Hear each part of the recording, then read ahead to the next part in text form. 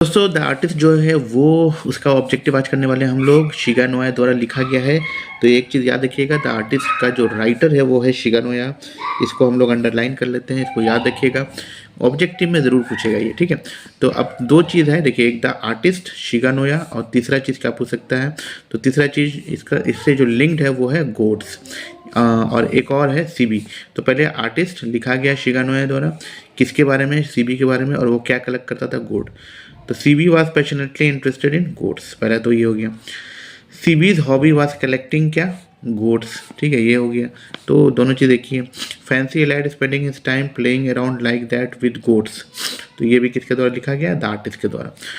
The artist जो है sorry the artist इसके जो है चैप्टर्स लिया गया है। तो ये बहुत अच्छा क्वेश्चन है दोस्तों। चलिए उसके बाद देखिए, ये सब तो हो ही गया। अब देखिए इसका जो समरी है आर्टिस्ट का, बहुत बार आया हुआ, देखिए 11, 14, 16, 18, 20, 22 तक ही दिया हुआ है, लेकिन आगे भी आया हो है। तो ये सारा चीज़ देखिए, इसमें 22 में भी आया हुआ है एनुअल में। तो इम्पॉर्टेंट है सीबी के बारे में पढ़ना। तो एक चीज़ मैं बताते चलूँ कि सीबी के बारे में कुछ क्वेश्चन भी हम लोग देख लेते हैं, ताकि आपको थोड़ा सा समझ में आ जाए। तो चलिए देखते हैं हम लोग क्वेश्चन। तो देखिए क्वेश्चन क्या है, तो क्वेश्चन है, पहले क्वेश्चन हम लोग यहाँ देख लेते हैं। ये देखिए, how did Sibi's father react to the teacher's complaint.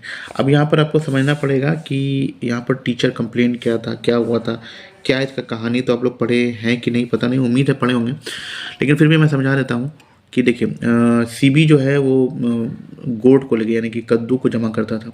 बहुत पैशनेट था, हर वक्त कद्दू के बारे में सोचता रहता था, और बढ़िया बढ़िया कद्दू कलेक्ट करता था। और इसी को लेकर के वो जो है एक दिन कद्दू लेके चला गया स्कूल। स्कूल में जो है कद्दू को डेकोरेट कर रहा था, मतलब कि वो पेंटिंग वगैरह कर रहा था। तो उसके टीचर ने देख लिया, तो वो कंप्लेन कर लिया। तो कंप्लेन करने के बाद उसके फादर को कंप्लेन मिला, ठीक है। तो जिस वक्त वो कंप्लेन किया तो उसकी मदर थी, लेकिन बाद में जब फादर आए तो उसको कंप्लेन मिला। तो कंप्लेन मिलने के बाद कैसा रिएक्शन था उसका, तो यही क्वेश्चन है। तो देखिए, तो इसका आंसर हम लोग को पास है यहाँ पे। तो सीबीज फादर वॉज वेरी एंग्री, पहले तो चीज़ ये लिखना है कि बहुत एंग्री थे वो। When the teacher came home and complain about him, as his father was not at home, his mother has to bear all the insult. तो इंसल्ट किसने सहा, मदर ने सहा। On his coming back Sibi's mother narrated the incident, जैसे वो आए तो CB की जो मदर थी वो इस बात को बताई।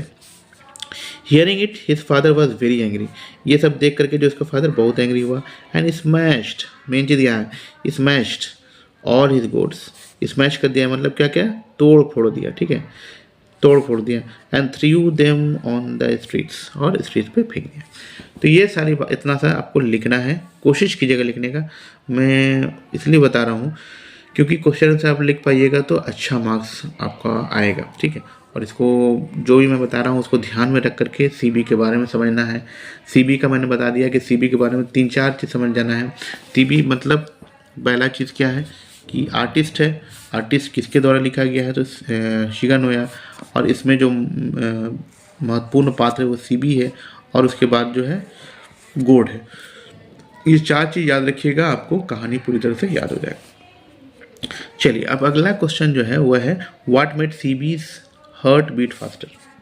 सीबी का जो धड़कन तेज हुआ था, क्या किसके वजह से हुआ था। देखिए सीबीज ए 12 ईयर ओल्ड बॉय, कितना साल का था वो, 12 साल का, ठीक है भाई। Was deeply interested in buying and collecting the gods, ठीक है, from the market. When CB was examining the goats, suddenly he caught sight of one which was about 5 inch long. 5 inch का जो लंबा क्या था, एक कद्दू मिला उसको। काउट साइट मतलब कि नज़र पड़ी कद्दू पे। Something about it made Sibi's heart beat. तो इसी को देख करके सीबी का जो है धड़कन तेज हो गया। तो समझ में आ गया अब क्वेश्चन, क्या समझ में आया। क्वेश्चन ये है कि सीबी का जो हार्ट था वो क्यों, मतलब कि धड़कन तेज़ क्यों हो गई। तो सीबी की धड़कन इसलिए तेज़ हो गई क्योंकि सीबी ने एक कद्दू देख लिया, और जो कि बहुत अच्छा था, 5 इंच लंबा था, और यही देख करके उसको सीबी की धड़कन तेज़ हो गई। चलिए तो ये बात समझ में आ गई सीबी के बारे में। चलिए वेरी गुड।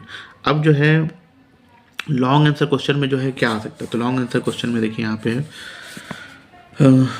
ये लॉन्ग आंसर में एक समरी ही है, तो समरी के बारे में आप समरी छोटा करके लिख सकते हैं, समरी ज़्यादा नहीं करना है। आगे हम लोग दूसरा चैप्टर चलते हैं, a child is born. A child is born, ठीक है। तो चाइल्ड इज़ बॉर्न बहुत ही अच्छा है, मतलब कि ये भी बहुत इंपॉर्टेंट है। जर्मन ग्रीर के द्वारा है लिखा गया है, ठीक है, जर्मन ग्रीर। उसके बाद इसमें क्या है, क्वेश्चन क्या देखिए, all technological changes cause dash problem. कौन सा प्रॉब्लम भाई, तो सोशल प्रॉब्लम।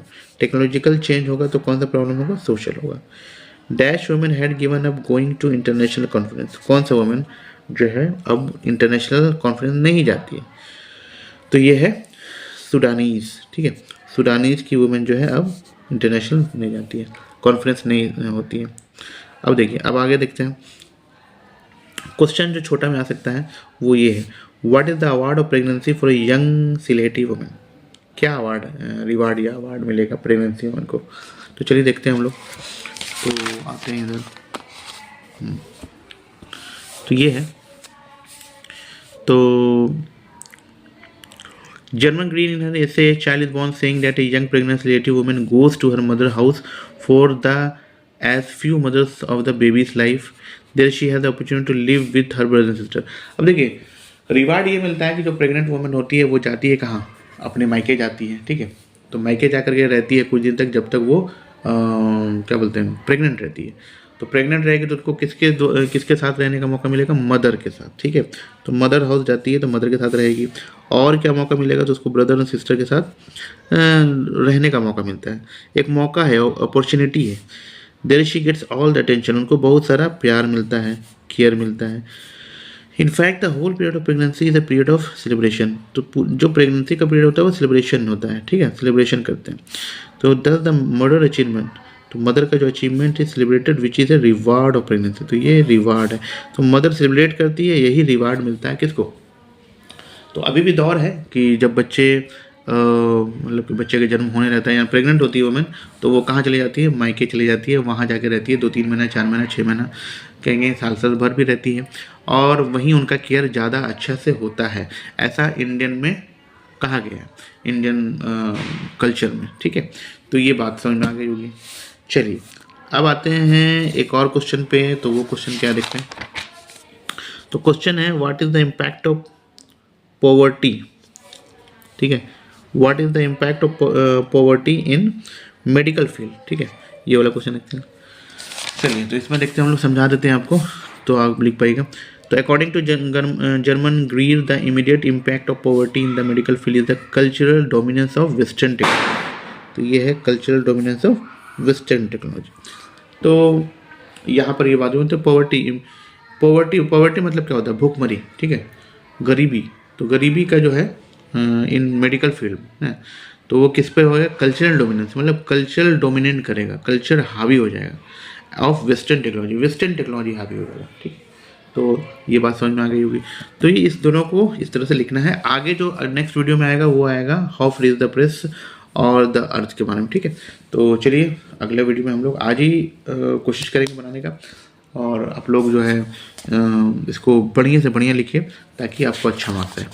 चलते हैं, मिलते हैं अगले वीडियो में, तब तक के लिए टेक केयर, बाय बाय।